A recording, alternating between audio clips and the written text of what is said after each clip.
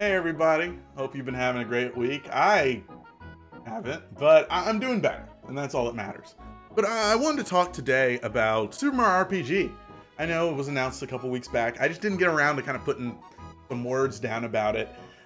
What I really wanted to talk about was some of the reaction I was seeing from, probably the younger generation, that never really grew up alongside a Super Nintendo, that was a little confused to why there was so much hype over a Mario RPG game, being remade, this old ass game. Why does anybody want to play that? Let me tell you why. And this isn't going to have like a bunch of history or story lore. This is just me talking about my experience with the original game and why it held so much meaning in my heart. And that is because there was no other game like it. Nintendo used to allow other people to work on their games and properties, but here's an example of what that usually turned out like. Gee, it sure is boring around here. My boy, this piece is what all true warriors strive for. I just wonder what Ganon's up to. When I'm crouching, you can make me do the duck walk. Yeah, it's not good. It's not good at all. So, it was kind of a big deal when like a known industry veteran, I believe at the time it was Square Soft. We're just gonna call them Square Enix for clarity's sake, because Square merged with Enix, way back when. But this is before the merger. Just know that I'm gonna be calling them Square Enix because that's the same company technically. Don't worry about it. So Nintendo and Square Enix kind of came to an agreement where Square wanted to work on a Mario RPG style game. Nintendo's like, go for it. I don't think the game was supposed to be, they knew the game was going to be an RPG at first. I think they were kind of surprised by it. Nintendo was surprised by it. I digress. Long story short, they made the game, they put it out there. I don't watch, I didn't watch commercials things. So I only heard about it through a friend who at the time told me he had this game. It was dope. I need to try it out. Now you need to remember, even though Earthbound came out in 94, and I'm in the 5th grade, I'm in middle school when I'm first getting this game.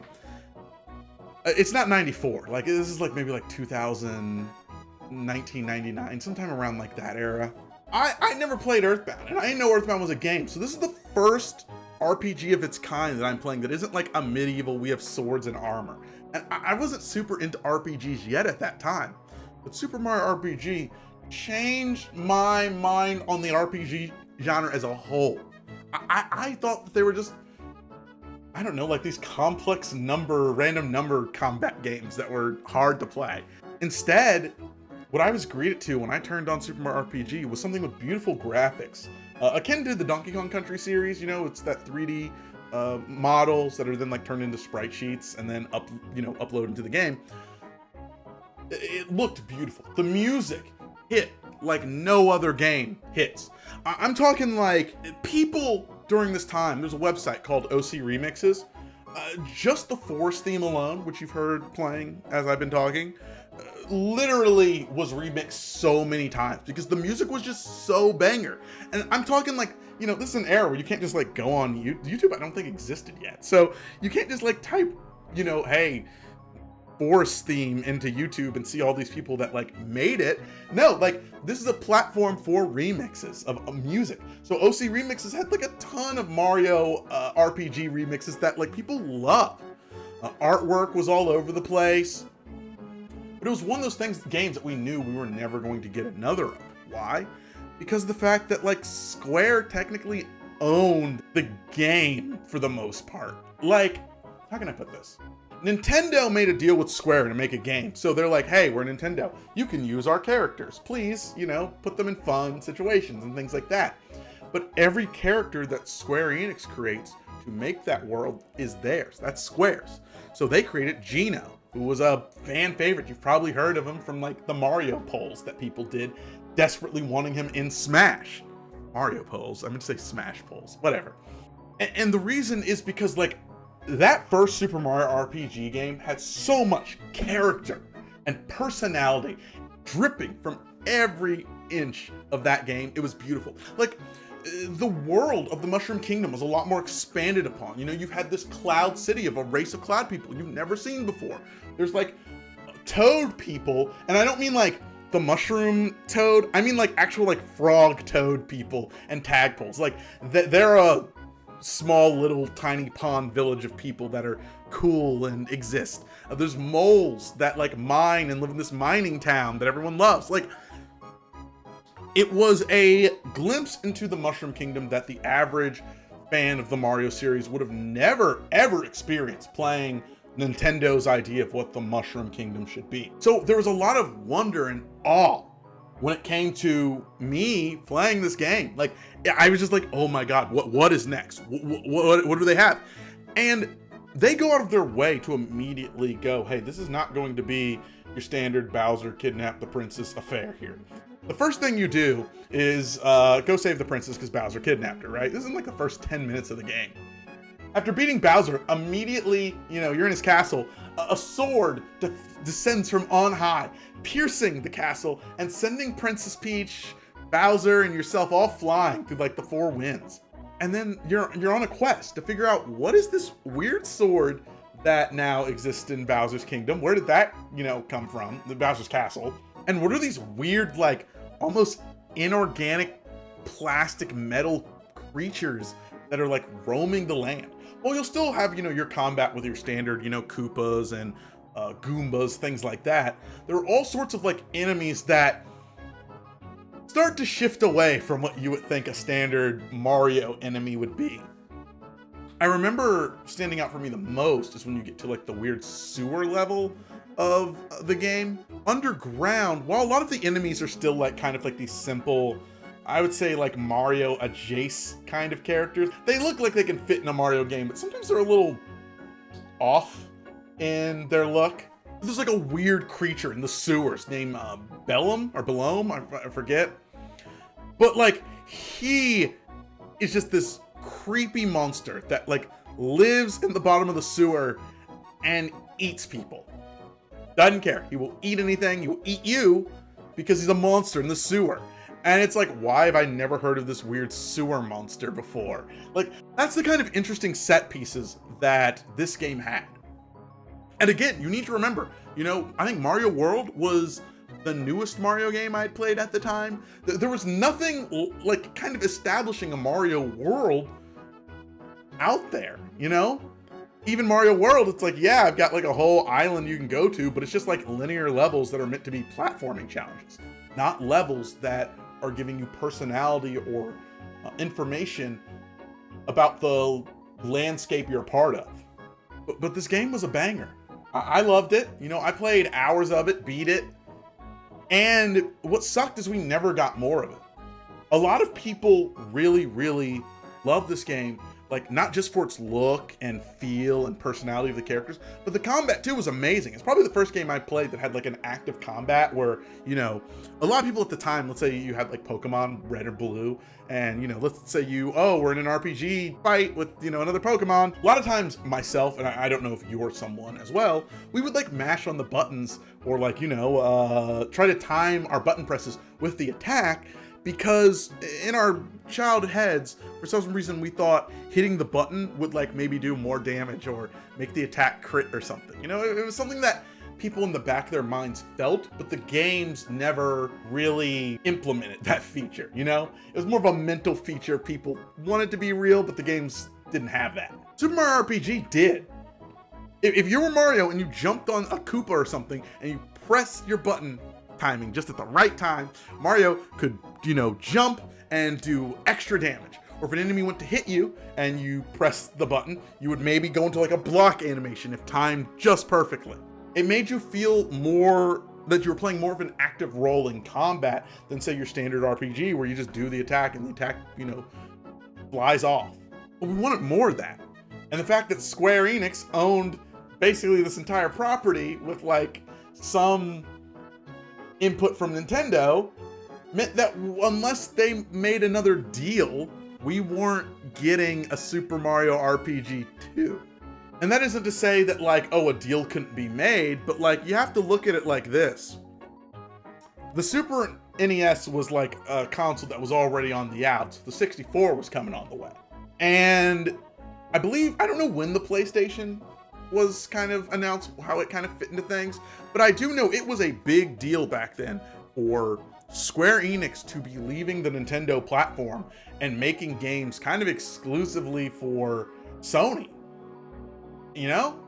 You had Final Fantasy VII, Final Fantasy VIII, Final Fantasy IX, and whatever Dragon Quest was coming out at the time. Nintendo might have been getting some stuff on the Game Boy, but Square Enix wasn't really looking at working on platforms that weren't really putting out the level of power they wanted to utilize for their games.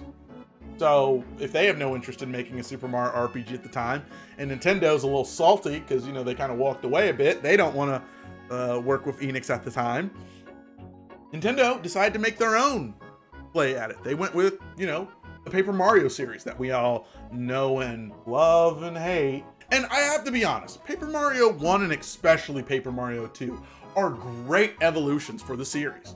Now, granted, you're not using your typical party of 3 against, you know, a range of enemies. You only in these games have Mario and one extra partner that you can swap out with whatever other partners you may have collected. They all have unique powers and things that can help you. These games are solid, but that personality and uniqueness that Super Mario RPG brought to the Mario world wasn't really there. Like, I would say that Paper Mario and the Thousand Year Door, so the second Paper Mario game, really kind of brought in a lot of what people wanted, which was, you know, hey, I want those unique characters, I want that baller music, I want those interesting, like, expansive worlds that are unique to the game that no other games really try to talk about. It does it all. But when you grew up in a world where, you know, Super Mario RPG was the first and only game at the time, it makes you long for those characters. People really wanted to see Geno again, because he was just a cool puppet guy that shot laser beams and was strong. Like, you know of him because if you're a big Smash player, you've probably heard of people demanding Geno be in Smash for like the dawn of time. That's one of the most popular character requests people have ever had that only recently got put into something because Square Enix, you know, had a couple of their fingers in the pie for Smash when they added their character like Cloud. They probably have another character in there, Sephiroth's in it, I don't really care. Point is, Geno really wasn't getting the love from game developers that the fans had from it. I think the only other time he may have been in something was in the other Mario RPG style game, Mario and Luigi, which also utilizes a lot of common elements and tropes known from that Paper Mario RPG, or the Paper Mario and Super Mario RPG games, where, you know, you've got the timing-based attacks and things like that, but limits you to just Mario and Luigi and interesting combat around that. I think those first two Mario and Luigi games are banger. I wasn't a big Bowser's Inside Story guy, because I felt that it was too generic when it came to a lot of the characters and cast. My point is, and what I'm trying to get at for people that aren't really understanding here, is that Super Mario RPG defined so much of the Mario RPG genre as we know it now, and what showed us what could be done with these characters, that people wanted this game so badly. They just wanted more of it. It was one of those games where, you know, the virtual console stuff was coming out. A lot of people didn't get to play it because I don't think it came out till way later on one of the virtual consoles, but it was one of those games that, like, people wanted on the virtual console, and it was like a whole thing where Nintendo and Square Enix needed to come to a deal so they could republish that game. And it took a while, you know, to be able to be put out on, like, republished on, you know, virtual platforms and things like that. I don't think it's even on the Nintendo Virtual Console. I mean, I'm not surprised given they're remaking it, so I doubt we'll see it on there anytime soon. But it's one of those games that, like, people always wanted to play. And the roadblocks and that had been put in this game for decades to be able to be, like, remade or played or expanded upon had just been so immovable. We never thought we'd get to a day where we would see the Super Mario RPG game out here fun to play for everybody. But that's really all I wanted to kind of get at today. I just kind of wanted to address that a little bit and kind of give you guys a bit of an idea as to why this game is so popular. But anyway, That's all I got to say. Remember to love yourself, and see you later.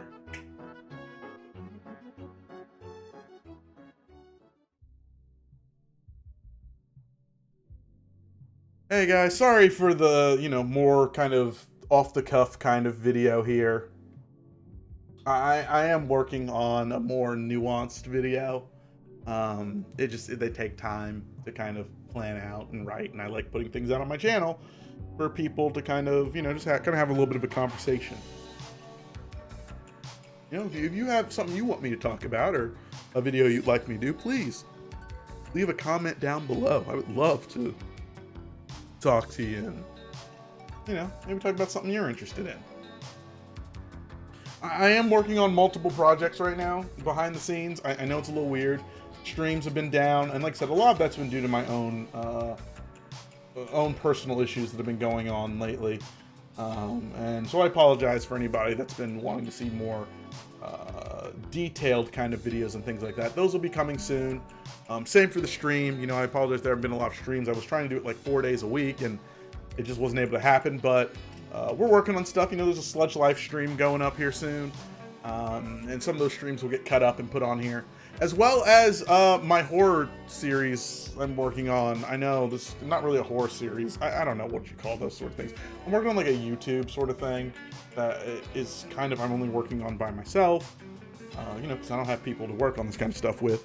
So that's taken a bit of time, but there's a lot of rewrites, drafts, and trying to figure out stuff there. And that might appear sometime in the October time frame. So just be on the lookout for it.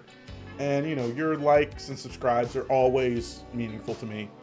It definitely gives me the drive to keep going. I was really happy with the last video. We got over like 4.5K views. That's awesome.